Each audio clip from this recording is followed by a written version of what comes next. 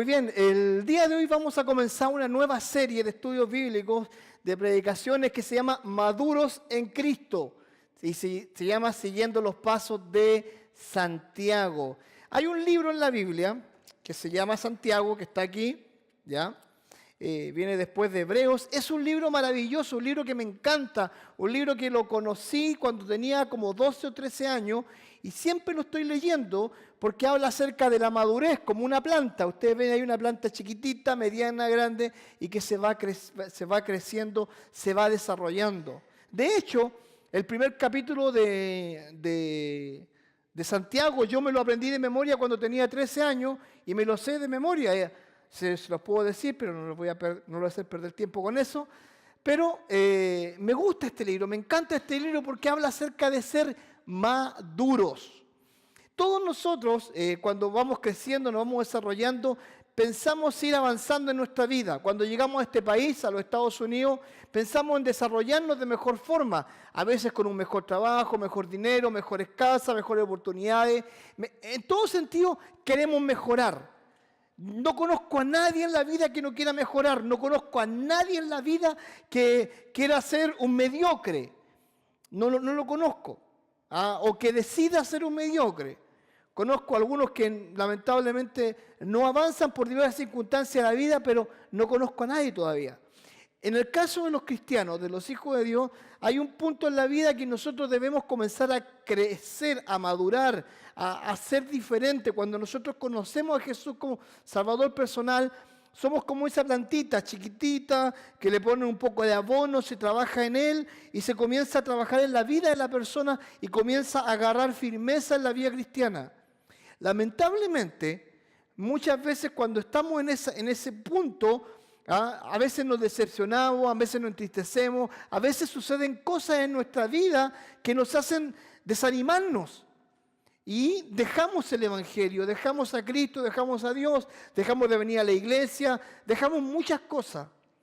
Pero, ¿qué pasa cuando a veces nosotros como hijos de Dios llevamos años en la iglesia? Hemos conocido por muchos años a Dios y no crecemos en la vida espiritual, no avanzamos, no nos desarrollamos en nada, donde cualquier cosa nos afecta, donde cualquier cosa nos complica, donde cualquier cosa de repente nos llega en cierta forma a molestar. Y ahí nos damos cuenta que muchas veces no somos lo suficientemente maduros. A veces hay cosas que nos afectan, son pequeñeces, pero que nos afectan. Y este libro es una epístola universal, se le conoce también como una epístola católica. Por si acaso, la palabra católico significa universal, eso es lo que significa. Y ¿sabe algo? Lo que me llama la atención de este libro es que trata muchas cosas, trata el tema el problema de la lengua, el problema de cuando nosotros no controlamos nuestra lengua, cuando nosotros hacemos una crítica y parecemos una crítica destructiva en contra de la persona, cuando mentimos, habla acerca de la fe y las obras, habla también acerca del tema de la madurez, habla acerca del tema de la sabiduría, habla de muchas cosas. Pero ¿sabe lo más triste de todo esto? Es que esta carta muchas veces no se le da la importancia necesaria. Y ahora vamos a estudiar y vamos a conocer a este Santiago. Y yo les quiero invitar a que usted lo conozca. Se los voy a presentar, se los voy a introducir. Y van a conocer a un hombre que realmente los va a maravillar, como me maravilló a mí cuando tenía 13 años. En primer lugar, Santiago era un siervo humilde. No era un siervo cualquiera. Dice la Biblia lo siguiente, ¿cómo él se presenta? Dice, Santiago, siervo de Dios y del Señor Jesucristo. Santiago, siervo de Dios. ¿Saben? La pregunta es, ¿quién era este Santiago? El nombre Santiago era muy común, como el nombre José, Jacob, Isaac. El nombre Santiago era muy, muy común. Era un nombre que lamentablemente, era tan común que a veces no se distinguían quiénes eran. Pero a los Santiago también se les conoce como Jacobos. Los Santiagos son los Jacobos. Ese es como a ellos se les conoce. Ahora, la tradición en cuanto a Santiago, escuchen esto, la tradición habla acerca de Cristo, de que María, cuando tuvo a Cristo, no tuvo ningún hijo más, que fue 100% virgen por toda la vida, que nunca más tuvo hijos María, que José solamente la miraba. ¿Se imaginan José? Se aguantó 9 meses, la miró, sabía que no la podía tocar porque venía el Hijo de Dios ahí, pero se imaginan 20, 30 años mirándola a ella, el esposo. Realmente no creo que hubiese sido muy agradable, pero eso es lo que dice la tradición, de que ella siempre fue virgen. ¿Pero qué dice la Biblia? Y usted te preguntará, ¿qué tiene que ver eso con Santiago? Ahora se lo explico. Dice lo siguiente, Mateo 12, 46 a 47 dice, mientras a él aún hablaba la gente, habla acerca de Cristo, he aquí su madre, María, y sus hermanos estaban afuera y le querían hablar y les dijo uno, he aquí tu madre y tus hermanos están afuera y te quieren hablar. O sea, María, dice la Biblia, que tuvo más hijos y con esos hijos fue a ver a Jesús y querían hablar con Jesús. Más adelante, Mateo 13, dice así, 54 y 55, y aquí está el misterio que los quiero mostrar a ustedes. Y venido a su tierra les enseñaba la sinagoga de ellos, hablando de Jesús, de tal manera que se maravillaban. O sea, Jesús enseñaba y la gente se maravillaba. Y decían, ¿de dónde tiene este sabiduría y estos milagros? O sea, la gente no entendía cómo hacía esto Jesús, cómo hablaba tan bien y hacía tantos milagros. Y después dice, ¿no es este el hijo del carpintero José? ¿No se llama su madre María y sus hermanos Jacobo, José, Simón y Judas? ¿Sabe quién era este Santiago? Este Santiago o este Jacobo era nada más y nada menos que el hermano de Cristo. Era el hermano de Cristo. Cuando digo hermano me refiero a hermano, pues sí, hermanastro, porque él fue concebido por el Espíritu Santo. Pero ellos crecieron juntos, eran hermanos. Y date cuenta cómo se presentó Santiago. Santiago se presentó como Santiago, siervo de Dios y del Señor Jesucristo. Sigamos con respecto a esto. Dice Gálatas capítulo 1, 18 y 19, dice, después pasados 3 años subí a Jerusalén para ver a Pedro y permanecí con él 15 días, pero no había ningún otro de los apóstoles, sino a Jacobo, el hermano del Señor. Jacobo, el hermano del Señor. Este era Jacobo. Este era este hombre. Es interesante cómo él se presenta. Él no se presenta en ningún momento como una autoridad. Él no se presenta en ningún momento como alguien especial. Él simplemente se presenta como un siervo del Señor. ¿Y sabes lo que significa esa palabra? Esa palabra en griego significa doulos, ¿ya? Que significa esclavo. Cuando él se presenta, cuando Santiago se presenta así, dice Santiago, siervo del Señor y del Señor Jesucristo. Él nunca se presenta como Santiago, soy el hermano del Señor Jesucristo. ¿Qué más me gustaría o me hubiese gustado? Yo soy muy fanático del fútbol. A mí me gusta el fútbol y todas esas cosas. De hecho, ayer mi equipo perdió el campeonato. Horrible me sentí en manos del archirrival. ¿Ya? Pero ¿cómo me gustaría ser el hermano o el primo de Neymar? Y que todos dijeran, cuando yo me presente, ¿quién eres tú? Bueno, yo soy el primo de Neymar. ¿Y juegas como Neymar? No, yo juego muy mal. Es diferente. Pero ¿sabe algo? Él se presenta simplemente como un siervo del Dios y del Señor Jesucristo. Se presenta a sí mismo como un esclavo. La primera cosa que nosotros debemos aprender es que Santiago se presenta de una forma humilde. Y ¿sabe algo? Esta predicación, esta serie se llama Maduros en Cristo, siguiendo los pasos de Santiago. Y se llama Siguiendo los pasos de Santiago porque simplemente él comienza a presentarse a sí mismo de una forma humilde. No porque el hecho de que siendo humilde él vaya a ser mejor. No, él se presenta como un hombre humilde, sin necesidad de mostrarse como el hermano de Cristo. Es interesante eso. Es interesante también ya que él le escribe a ciertas personas que lamentablemente estaban dispersos. Él le escribe a las personas que estaban oprimidas. Déjame hacerte un contexto histórico. Cuando una persona antes conocía a Jesús como Salvador personal, literalmente moría para la familia. La familia lo desheredaba, le quitaba sus propiedades, le quitaba su riqueza, lo expulsaba de la casa, no encontraba trabajo y era mirado, y escucha bien esto, como un traidor. ¿Sabes algo? Cuando el Evangelio se comenzó a propagar, cuando Jesucristo muere, resucita y los apóstoles comienzan a predicar el Evangelio comienza a crecer.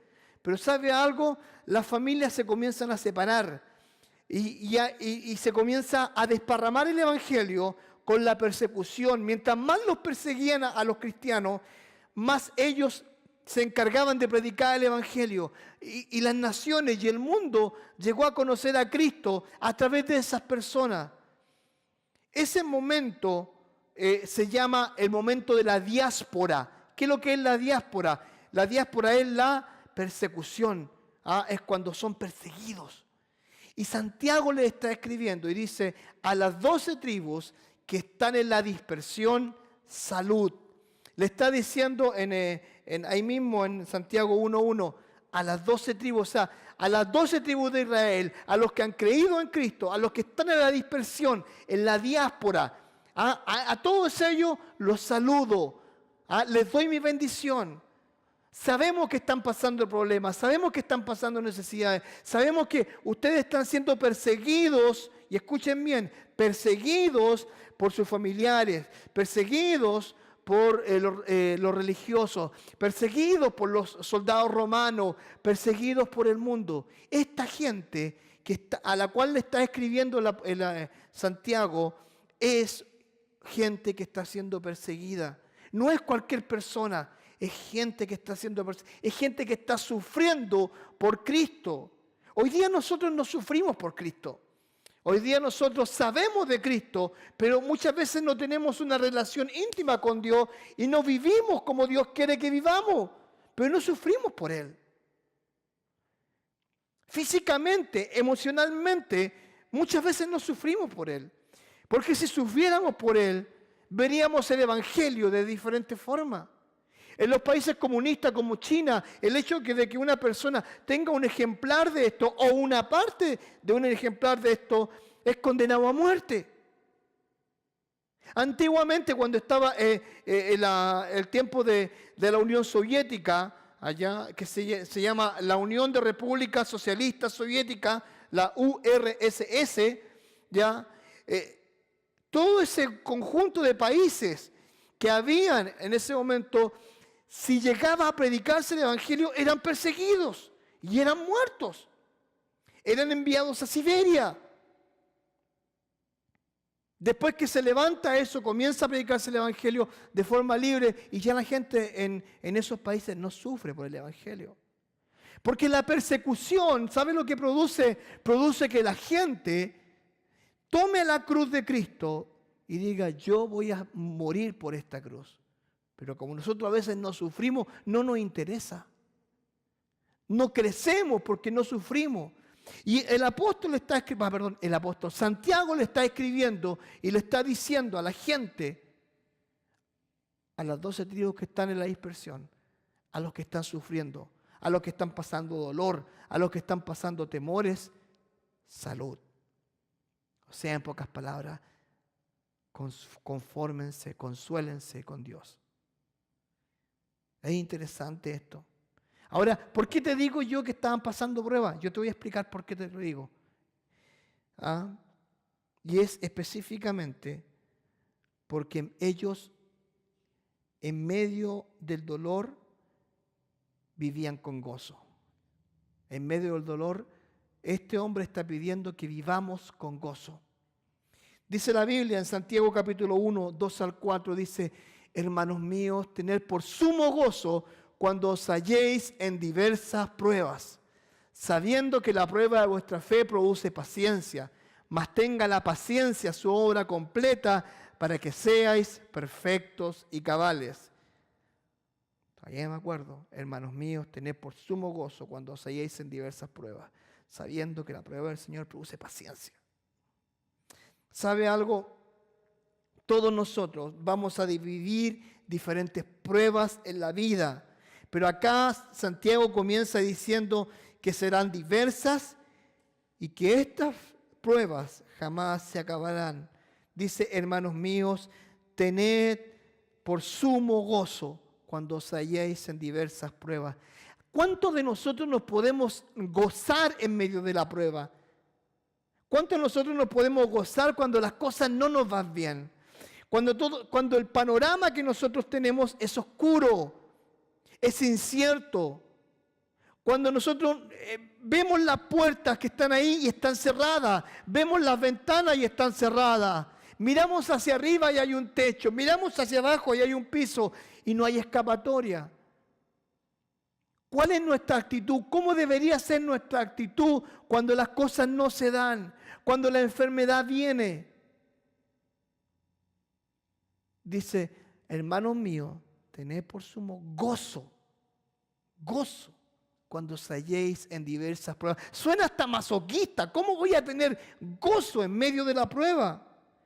Consideren llevar las pruebas con gozo. Nosotros debemos considerar llevar las pruebas con gozo en nuestras vidas. Hay dos términos que son muy comunes. Número uno es la felicidad. ¿Qué es lo que es la felicidad? La felicidad es un estado de ánimo de la persona que se siente plenamente satisfecha por gozar de lo que desea o por disfrutar de algo bueno. Ejemplo, yo soy feliz cuando ganó mi equipo de fútbol. Pero soy feliz en ese momento y grito y salto y celebro los goles. Pero cuando le empatan y cuando pierden, ¿cómo quedo yo? Quedo triste. Porque fue un estado de ánimo. Fue algo momentáneo. Yo lo disfruté un rato. Eso es felicidad. Es muy diferente al gozo. El gozo es un estado permanente. ¿Cuándo? Cuando yo conozco a Cristo. Es un fruto del Espíritu Santo, una actitud permanente de un cristiano. Yo tengo gozo cuando estoy contento, yo tengo gozo cuando estoy triste, yo tengo gozo cuando hay dolor, cuando hay pérdida. Yo tengo gozo en ese momento. Porque el gozo trasciende la felicidad, trasciende el dolor, trasciende la alegría, trasciende la esperanza, trasciende todo lo que va más allá. Porque el gozo es algo permanente que Dios me da cuando yo soy un hijo de Dios. Trasciende. Por eso dice, hermanos míos, tened por sumo. La palabra sumo es una palabra que habla de algo más grande. Por sumo gozo. No solamente tengan gozo, sumo gozo cuando os halléis en diversas pruebas. Ahora, en Gálatas 5:22 dice, mas el fruto del Espíritu es amor, gozo, paz, paciencia, benignidad, bondad, fe. Qué hermoso es poder saber de que Dios a los hijos de Dios les dio el gozo. Si usted es un hijo de Dios, Dios le ha dado gozo. ¿Para qué? No para que ande con la cara llena de risa como el guasón, no, nada por el estilo, muy por el contrario, cuando haya dolor usted tenga gozo. Cuando tengamos las cosas negativas tengamos gozo. ¿Nos podemos gozar en medio del dolor? A veces resulta que no. El apóstol Pedro dice lo siguiente en 1 Pedro 1:6, en lo cual vosotros os alegráis, aunque por ahora por un poco de tiempo, si es necesario que tengáis que ser afligidos en diversas pruebas. ¿Sabe algo? Nosotros vamos a ser afligidos siempre en diversas pruebas, pero la clave es gozo, gozo. No es solamente la felicidad momentánea, no, gozo. Ahora, consideren tener paciencia. No solo es una consideración, sino que va más allá. Y aquí quiero hacer un ejercicio. Juan Carlos, ¿me podía ayudar? Ven para acá, Juan Carlos. Ya que gracias por decirme que sí. Este es un ejercicio. Yo lo voy a hacer con él porque él es más grandote que yo. ¿Se dan cuenta, no? Si yo tengo que subirme acá para estar a la altura de él. De hecho, tendría que subirme acá, pero no lo quiero romper. Hay una palabra que se llama upomone, que es la palabra paciencia. ¿Y sabe lo que significa? Se llama considerar estar bajo las diferentes circunstancias adversas. Ejemplo, cuando dice, hermanos míos, tened por sumo gozo, sabiendo que la paciencia de vuestra fe, la prueba de vuestra fe produce paciencia. Venga para acá. No hagáis eso. Upomone, ¿me aguantáis? Es esto. Pero no se rían. Esto es verdad. Yo soy la prueba. Él es la persona. Y el upomone es que él tiene que aprender a vivir ¿con qué? Con gozo, y la paciencia se va desarrollando. Esto es, aprender a vivir con la paciencia para poder desarrollar esa fe. Gracias. ¿Cómo oramos nosotros generalmente? Señor, quítanos esta prueba. Señor, quítanos esta prueba. Libéranos de esta prueba. Quítanos este dolor. Upomone, aprenda a vivir bajo las circunstancias adversas para que nuestra paciencia se vaya desarrollando. A veces nosotros nos castigamos a nosotros mismos y pensamos que Dios no nos ama. Quítanos este dolor, quítanos esta inseguridad, pero posiblemente Dios quiere que vivamos con ese dolor. El apóstol Pablo tenía un aguijón en su carne, un dolor extremo. Dice la Biblia que él oró 3 veces, quítalo de mí, quítalo de mí, quítalo de mí. Y un día Dios le respondió y le dijo, bástate de mi gracia. O sea, soporta este dolor bajo la gracia de Dios. Cuando nosotros desarrollamos la paciencia, podemos vivir con gozo. Eso es lo que Dios está enseñando a través de esto. No le diga a Dios, Dios quítame esta prueba. Dios quítame a este marido, por favor, no lo aguanto más. Llévatelo, Señor, o te lo mando. No, para nada. A veces vamos a tener que aprender a vivir con el dolor de la prueba. Pero ahí tenemos que empezar a hacerlo.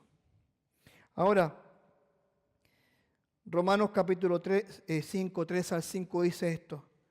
Y no solo esto, sino que también nos gloriamos en las tribulaciones, sabiendo que la tribulación produce paciencia. Y la paciencia aprueba, y la prueba esperanza, y la esperanza no avergüenza, porque el amor de Dios ha sido derramado en nuestros corazones por el Espíritu Santo que nos fue dado. ¿Sabe algo? Que nosotros vamos a crecer en la vida cristiana cuando tengamos tribulaciones, porque eso produce paciencia, y porque la paciencia prueba, y la prueba da esperanza. Esperanza. Esperanza de que cuando yo muera, yo me voy a encontrar cara a cara con el Señor. No porque yo sea mejor que usted, sino porque yo creí en Cristo Jesús como Salvador personal. Esperanza de que esta prueba yo la voy a pasar y voy a avanzar en mi vida cristiana y voy a crecer. Hay una mujer que impactó mi corazón. La tengo en mi Biblia, tengo la foto de ella, se llama Mercy Williams. Ella cuando llegó a la iglesia tenía un cáncer stage 4. Le habían dado meses de vida. Y un día yo le expliqué a ella lo que significaba upomone, o sea, estar bajo la prueba. Cuando ella lo entendió, dijo, voy a aprender a dar gracias a Dios. Vivió 4 años más. Y cuando murió, no murió por un cáncer, porque Dios le quitó el cáncer. Ella murió por una neumonía. Hasta su último día en el hospital, yo estuve con ella, acompañándola. Muchas veces en los exámenes yo la llevaba a las quimioterapias, vomitando volvía en mi carro. Me vomitó mi carro más de alguna vez. Pero ¿sabe algo? Cuando ella aprendió el lupumone, cuando ella aprendió que se podía vivir las pruebas con paciencia y esa paciencia iba a crear esperanza, su vida cambió. Nunca más se quejó del cáncer. Daba gloria a Dios por el cáncer. Aún recuerdo la última noche que estuvimos en el hospital con ella. Su hija me llama y dice, pastor, mi mamá se va. Por favor, venga a estar con ella. Y cuando yo estaba con ella en el hospital, la saludo, la miro y le digo, ella estaba casi inconsciente, no estaba inconsciente 100%. Y le digo, ¿sabías tú, Mercy Williams, que en el cielo no hay hospital?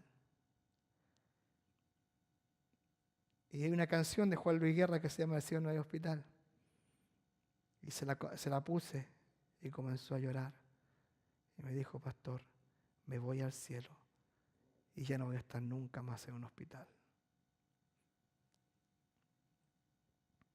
La prueba produce paciencia. Te hago la pregunta a ti, que estás en este momento. ¿Cómo estás viviendo las pruebas que estás viviendo en tu vida? Yo tengo mis pruebas. Yo sé cómo las estoy viviendo. Yo sé dónde me aprieta el zapato. Yo sé dónde le aprieta el zapato a mi esposa. Pero ahora te pregunto a ti, ¿cómo estás viviendo las pruebas?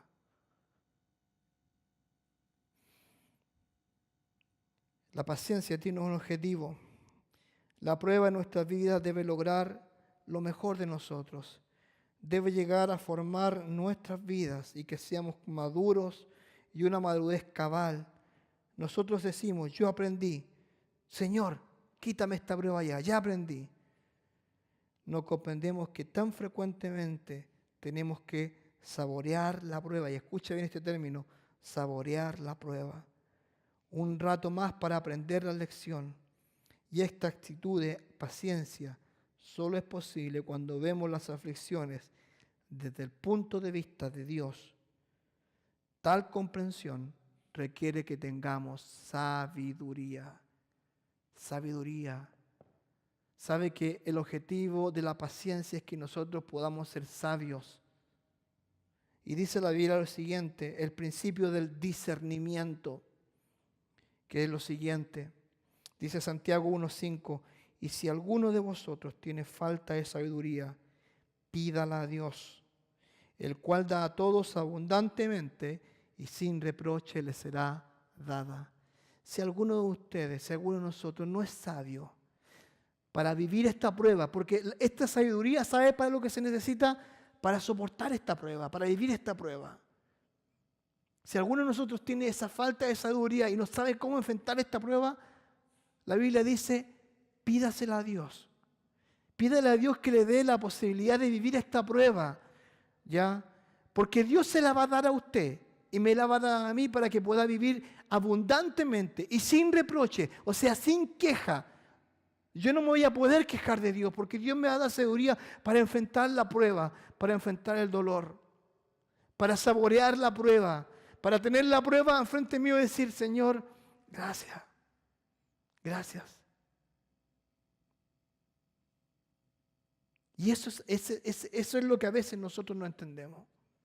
Nosotros debemos crecer, desarrollarnos para vivir la prueba y ser sabios. El principio, ¿por qué necesitamos la sabiduría en medio de las pruebas? Bueno, lo que le expliqué. Para que nosotros podamos crecer en esto. Y hay dos preguntas que muchas veces nosotros deberíamos hacernos. Número 1, Señor, ¿qué quieres lograr en mi vida? ¿Qué es lo que estás buscando en mí?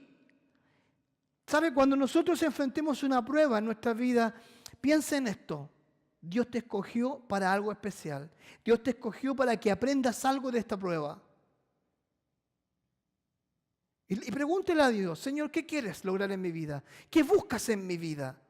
¿Qué buscas que yo sea? Y lo segundo, ¿qué debo hacer en medio de esta situación para glorificarte. ¿Cómo tú, Señor, te vas a glorificar? ¿Cómo tú, Dios, te vas a glorificar en esta prueba? ¿Cómo tú te vas a poder? Escucha bien esto. ¿Cómo yo, Francisco, voy a poder honrarte en esto?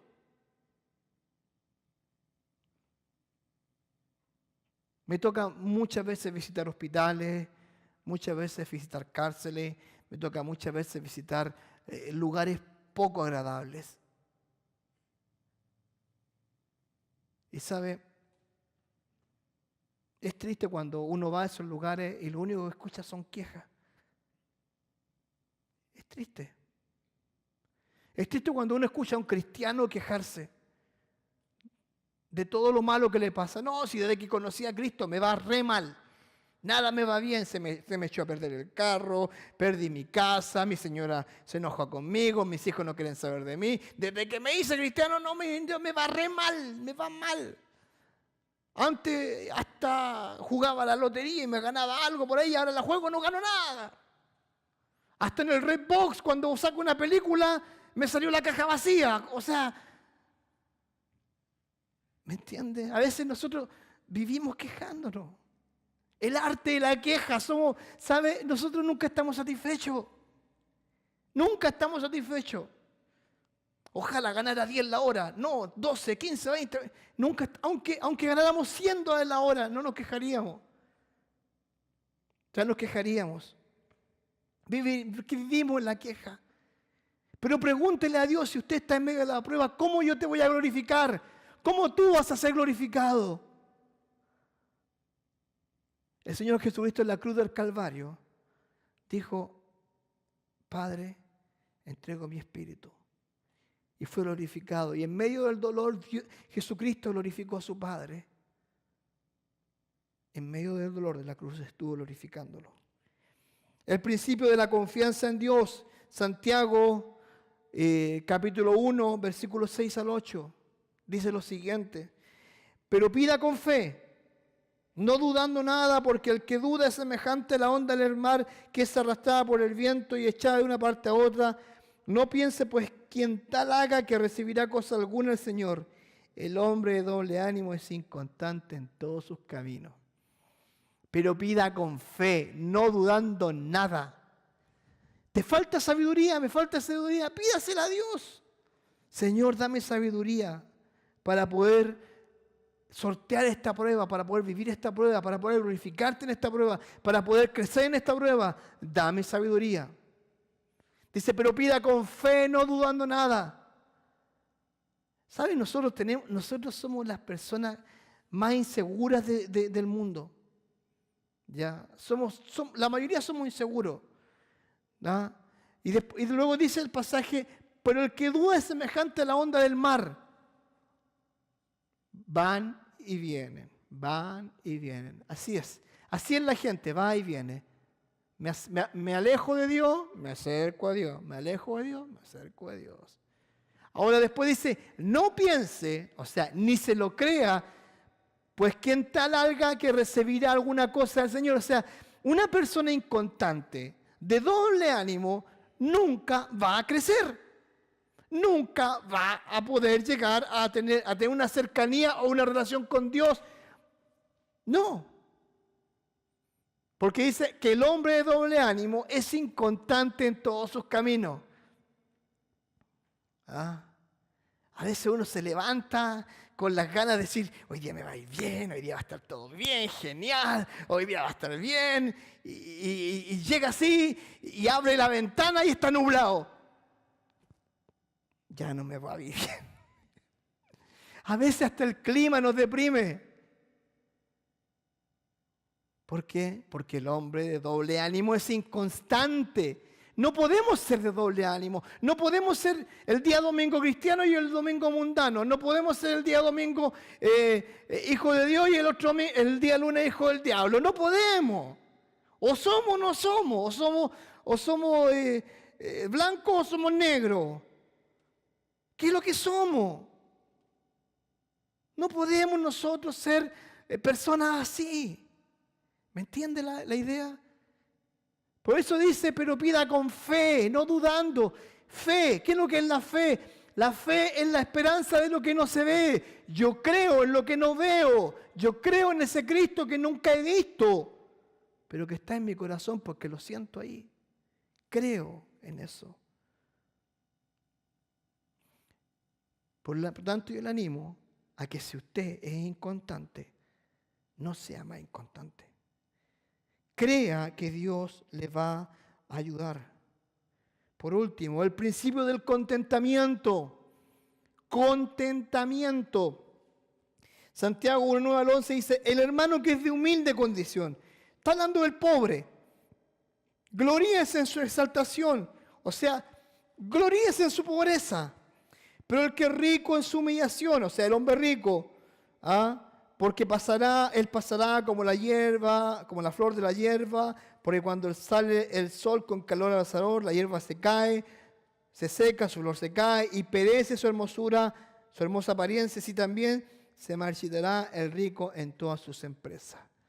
¿Sabe que más adelante, en los capítulos siguientes, va a hablar acerca del rico y el pobre?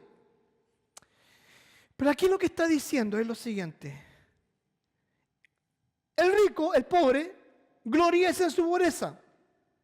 No está diciendo, confórmate en tu pobreza, sino que gloríese, soy pobre, vamos a trabajar para el día de mañana avanzar en nuestro desarrollo personal.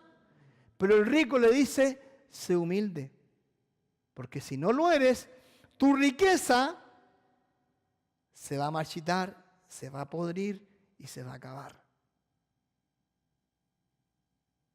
A veces existen personas que logran todo lo que les gustaría tener y en su orgullo olvidaron lo más importante, que es a Dios.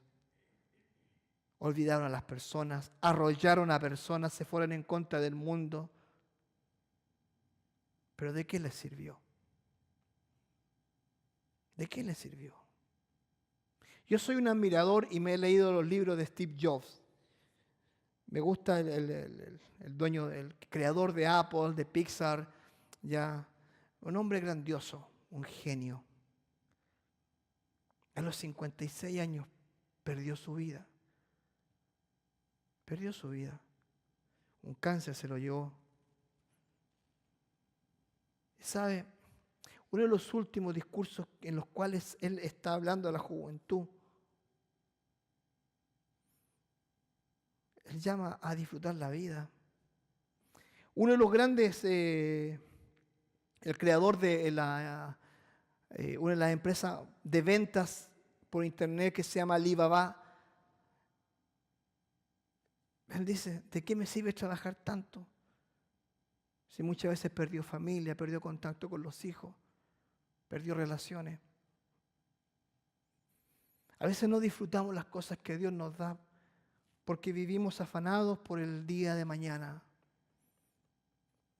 Cuando el Señor Jesús le dijo a sus discípulos, cuando sus discípulos le dijeron al Señor Jesús, Señor, enséñanos a orar, Él dijo, Padre nuestro que estás en los cielos. Y después dice, el pan nuestro de cada día, dánoslo, ¿cuándo? Hoy. Dice, el pan nuestro de cada día, dánoslo mañana. Si hubiese sido mañana, decían, voy a estar preocupado del pan de mañana. ¿Ya? Dice hoy. Aprendamos a vivir el hoy con humildad. Aprendamos a contentarnos por lo que tenemos. No suframos por las cosas que no tenemos. No suframos por los males que no han sucedido. La mayor cantidad de personas que mueren hoy día, mueren de estrés y de preocupaciones porque están sufriendo por las cosas que no tienen, por los males que no han sucedido. Viven sufriendo por el futuro y no disfrutan el presente. O viven aferrados al pasado y no disfrutan el presente. Cuán lindo es disfrutar el presente, sabiendo que el presente es ahora, en este momento, es right now. El ahora significa para mí que yo voy a estar ahora con mi familia, con mis hijos, con mi esposa, que voy a poder amar a mi esposa, a mis hijos, voy a poder disfrutar el plato de tortillas o de frijoles con mi familia. Aunque sea lo único que haya, yo voy a agradecer a Dios por esas tortillas y por esos frijoles. ¿Se da cuenta? Y a veces nosotros perdemos esa oportunidad de disfrutar las cosas que realmente a Dios nos da. Y no nos llenamos. Y somos como ¿se acuerda la historia del saco roto? De que metía cosas, iba perdiendo, caminando, perdiendo. Así somos. Podemos meter, pero vamos a ir perdiendo porque hay un saco roto. Porque no nos contentamos, no somos felices. No somos felices.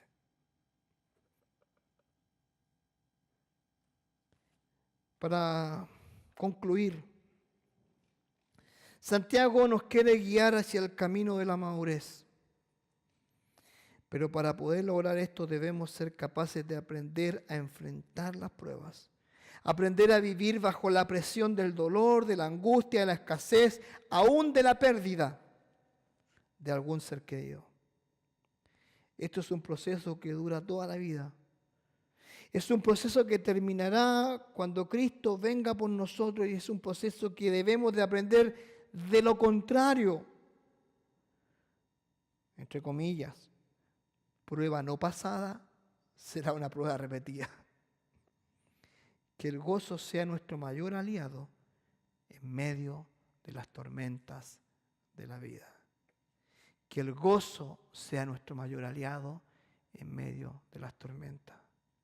Y yo te quiero invitar a ti a que tú, esta tarde, consideres vivir una vida con gozo en medio de las pruebas. Posiblemente estás pasando muchas pruebas. Yo la estoy pasando. Pero déjame decirte algo. Con Cristo se viven mejor las cosas. Con Dios se viven mejor. Se pasan las penas mejor, de mejor forma. Te lo aseguro. Tomado de la mano de Dios y ver a Dios actuar es lo mejor que nos puede pasar. Así que vamos a dar gracias a Dios y espero que no te pierdas lo que sigue con respecto a Santiago. Invita a la gente que nos ve por internet cada semana, también le damos gracias porque nos ve y nos comparte. Pero que el Señor sea bendiciendo sus vidas, porque con Dios, en medio de la tormenta, vamos a poder vivir de mejor forma. Amén.